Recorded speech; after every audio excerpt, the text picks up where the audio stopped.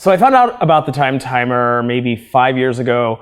I was in San Francisco, and doing human-centered design involves a lot of other humans, and I do a lot of workshops. So I was looking for a workshop timer that would display time spatially. I wanted it to be a little bit more direct, a little bit more intuitive, and if it's spatially presented, it will be easier to keep people kind of on track. Everybody kind of has the same information. There's less room for interpretation. And so I was looking for that, and I was going to make one myself, but then I was like, well, I'll see if there's something that exists. And then I came across the time timer, and I was like, oh, this is literally exactly what I needed. It was absolutely perfect, and here it is. It displays the time spatially. Everybody's on the same page. It's not, there's no questioning about it. It's very obvious and direct, and it's very quick. That's a good thing about it. My favorite time timer is the 12-inch. I really like that one, basically just because it's big. I keep it right next to my monitor on the wall. It's mounted to the wall permanently. And it's basically there to keep me on task for everyday stuff. So I don't necessarily use that for workshops. I use an 8-inch or a mod for workshops, but the big 12-inch one is there every day, keeping me on task kind of peripherally.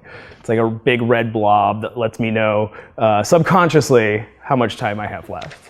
So a lot of what I think about is the physicality of thought. So most of my work in terms of human-centered design is kind of spatial, and it's physical, and it exists in the real world. And I think the time timer works really well because it kind of matches that. It flows into that kind of thing. It gives us this very abstract concept of time in a very tangible, physical, externalized way. And then honestly, that's really what most of my job is. So it really kind of fits in that workflow. It's one of those things that just kind of is kind of inherently there. It doesn't really stand out as something that's like spectacular, but it's something that is just kind of, it just fits so well that you don't even notice it. And it's just a useful tool, and it flows right into my workflow.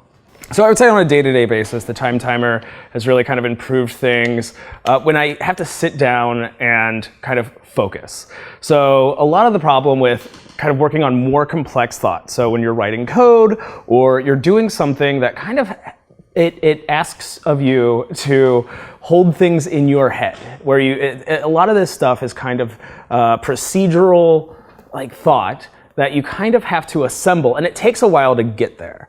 What's good about the time timer is that I can have this awareness of the time, how much time I have left, and it's kind of this peripheral thing, and it's this red, and I call it the red blob.